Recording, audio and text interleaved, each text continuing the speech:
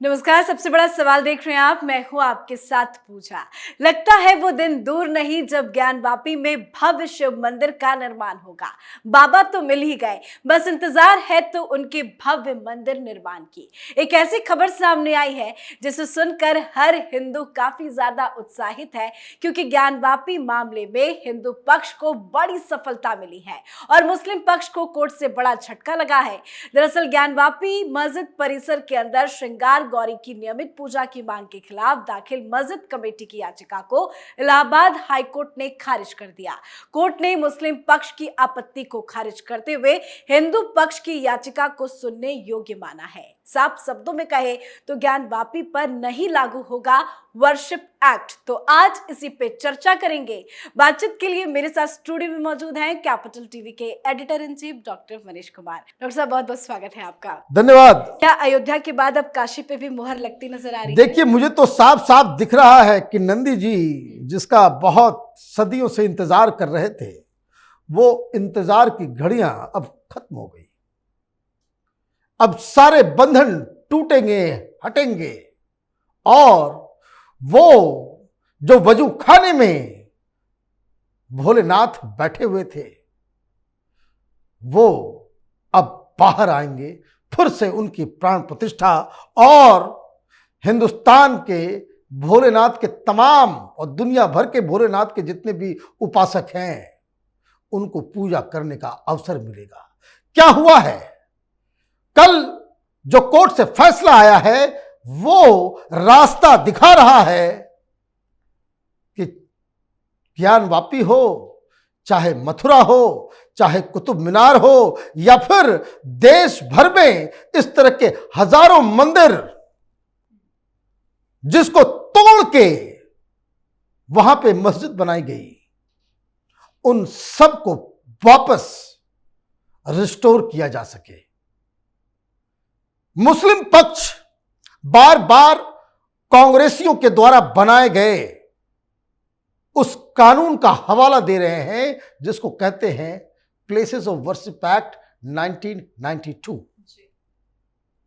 यह क्या है? जब बाबरी मस्जिद, जो उस विवादित ढांचा जो प्रभु श्री राम के जन्म स्थान के ऊपर बाबर ने बनाया था, उसको जब हटाया गया तो केस मुकदमा तो चल ही रहा था, लेकिन कांग्रेस पार्टी की सरकार कट्टरपंथी मुसलमानों के प्रेशर में आ गई, क्योंकि बहुत सारे मुस्लिम संगठन ये कहने लग गए कि पीवी नरसिम्हा राव ने नहीं चाहा कि उसे रोका जा सके, अदरवाइज मस्जिद टूटती नहीं। तो वोट बैंक की पॉलिटिक्स आप जानते ही कितनी घटिया है इस देश के अंदर। तो सरकार एक कानून लेकर के आई और यह कहा कि 15 अगस्त 1947 के दिन जिस मंदिर या मस्जिद की जो स्थिति है वही रह जाएगी। अब इस पे कोई चेंज नहीं होगा। राम मंदिर में जो कुछ हुआ अयोध्या में वो फर्स्ट एंड लास्ट है। मतलब इन कांग्रेसियों ने इस कानून के जरिए ये विदेशी मुस्लिम आक्रांताओं के तमाम पापों को धो दिया, उसको जायज ठहरा दिया। कोई आपके घर में घुस जाए, आपके घर को तोड़ दे, अपना घर बना ले, तो क्या वो घर उसका हो जाएगा? जमीन आपके नाम, आपके पुरखे वहां पे शुरू से वो रह रही थी। लेकिन उन्होंने क्या किया? कांग्रेसियों ने मुस्लिम वोट की वजह से इस वोट बैंक की राजनीति के तहत इनके सारे पापों को लेजिटिमाइज कर दिया। अब कहानी आई, ये सबको मालूम है। जब राम मंदिर की बात चल रही थी तो कई सालों से, कई दशकों से ये काशी और मथुरा को लेकर के विवाद चल रहा था।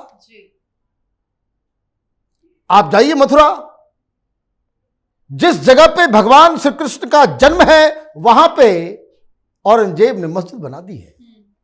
आप अभी जहां जाते हैं, पूजा करते हैं, वो जन्म स्थान नहीं है। ये सारी चीजें ऑलरेडी औरंगजेब के दस्तावेज, उस जमाने के दस्तावेज में है। यह भी बताया गया है कि किस तरह से यहां पे एक विशाल मंदिर था, चाहे काशी हो चाहे मथुरा हो, और कैसे उसके आदेश पे उसे तोड़ा गया। यह वापस नहीं मिलना चाहिए। यही न्याय है। यह सेकुलरिज्म का ठेका क्या सिर्फ हिंदुओं ने ले रखा है कि आप हमारे प्रमुख, एक कोई छोटे मोटे मंदिर हो तो आदमी कॉम्प्रोमाइज कर सकता है। ये प्रभु श्री कृष्ण के जन्म स्थान के साथ ये होगा? भाई कोई रोम में जाकर के, वहां पे जाकर के तोड़फोड़ मचा दे, कोई बना दे, जेरूसलम में बना दे, ये क्या जायज होगा? और जब कोई कहता है कि नहीं ये अन्याय हुआ है, तो कहते कि देखो ये जो है संघी हो गया। मतलब हिंदू अपने अधिकार के बारे में मुंह से बोल भी नहीं सकता। तो अभी ये हुआ, कहानी यहीं से शुरू हुई। तो खैर ऊपर वाला तो अलग खेल खेलता है। भोलेनाथ ने कहा कि बहुत हो गया, कानून वगैरह बन गया, ज्यादा बवाल मचेगा, तो पहले राम मंदिर जो है उसका क्लियर हो जाने दो। तो प्रभु श्री राम का मंदिर जो है वहां बनना शुरू हुआ, सुप्रीम कोर्ट का फैसला आ गया, सब कुछ हो गया। तो यहां कुछ 5 महिलाएं वो गई, वो कहीं भाई गौरी का जो है वहां पे पूजा हम लोग करते थे, हमको अलाउ किया जाए, पहले होता था। इन लोगों ने कहा नहीं। इन लोगों ने कोर्ट के अंदर जाकर के ये दलील दी कि अब तो कानून आ गया है, 1947 में जो है यहां पे तो मस्जिद है तो मस्जिद ही रहेगी।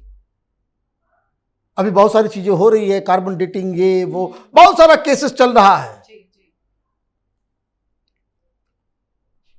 तो हिंदुओं ने पिटीशन दिया कि भाई वहां पे तो भोलेनाथ निकल गए, वहां पहले से ही गौरी की पूजा हो रही है, ये मेरा अधिकार कैसे छीन सकते हो? तो वही मुस्लिम पक्ष ने जाकर के इस पिटीशन के ऊपर अपना विरोध जताया और ये कहा कि चूंकि ये कानून है कि इसमें अब कोई बदलाव नहीं हो सकता। यह भी रमजान के दौरान भी कहते भाई हमको वहां पे पढ़ने दिया जाए नमाज। कोर्ट ने कहा पढ़ो, अभी चूंकि फैसला नहीं आया है पूरा, वहां भी मस्जिद भी है, मंदिर भी है, सब कुछ है, भोलेनाथ भी वहां पे है। तो उन्होंने कहा कि भाई कर सकते हो, लेकिन खबरदार उधर जो भोलेनाथ की तरफ गए,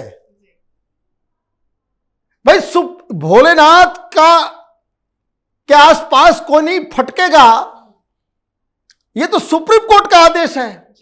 ये लोग भागे भागे गए थे सुप्रीम कोर्ट, जब लोअर कोर्ट ने वहां कहा कि वहां पे जब अंदर जो है सर्वे शुरू हुआ तो वहां वजूखाना था, वजूखाना से पानी हटाया गया तो अचानक से भोलेनाथ प्रकट हो गए,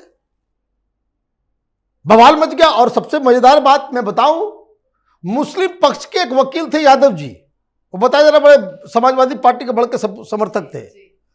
जब पानी हटने लग गया तो जो मुस्लिम पक्ष के जो वकील थे यादव जी, वो भी करने लगे हर हर महादेव। भाई कहां कितना छुपाओगे, सच तो आंख के सामने है, कहां बच के जाओगे बच्चों। खैर उनका देहांत हो गया, अब कोई नया वकील आया है। अब यहां जो हाई कोर्ट में हुआ है, उन्होंने कहा कि नहीं ये गड़बड़ है। गड़बड़ क्यों है, 2-3 दलीलें समझ लीजिए। हिंदू धर्म में अगर कोई मूर्ति या मंदिर स्थापित कर दी गई, प्राण प्रतिष्ठा हो गया, कभी एक बार भी पूजा हो गया, तो कानून के हिसाब से वो घर, वो जगह, वो जमीन उस डेटी के नाम हो गया। वो जगह, उस जमीन के मालिक कौन है? भोलेनाथ।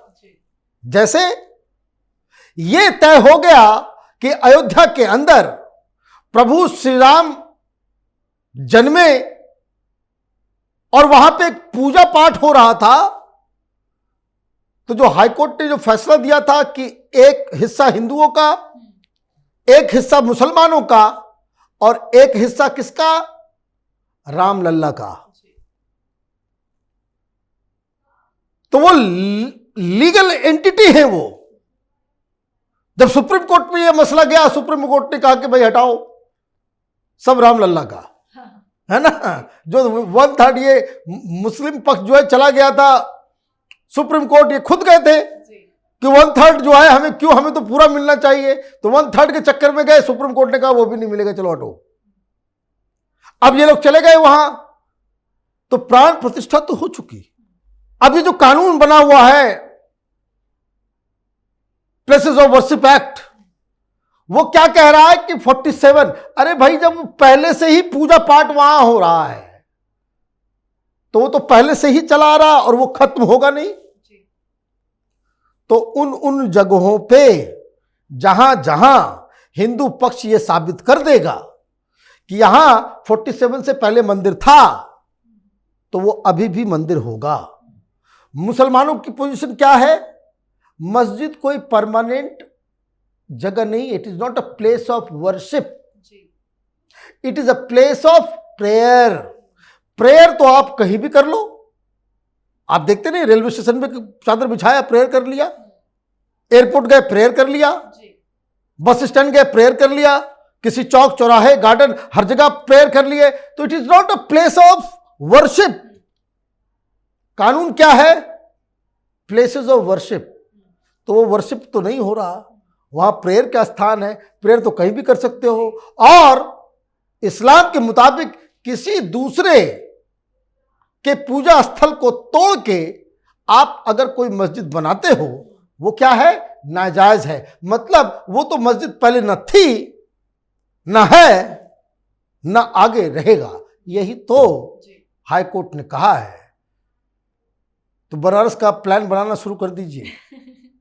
बहुत जल्द जो है अयोध्या के बाद भोलेनाथ का दर्शन जो है जरूरी है। जी, बहुत बहुत धन्यवाद बातचीत के। धन्यवाद। तो ज्ञानवापी मामले में हिंदू पक्ष की बड़ी जीत हुई है। अब पूजा की मांग पर इलाहाबाद हाई कोर्ट में सुनवाई होगी। धीरे धीरे एक एक कर सफलता हिंदू पक्ष के हाथ लग रही है और उम्मीद है बहुत जल्द इस कानूनी लड़ाई को पार कर ज्ञानवापी में भव्य मंदिर बनाने की घोषणा भी की जाएगी। आप अपनी राय कमेंट करके जरूर लिखें। देखते रहिए कैपिटल टीवी। नमस्कार।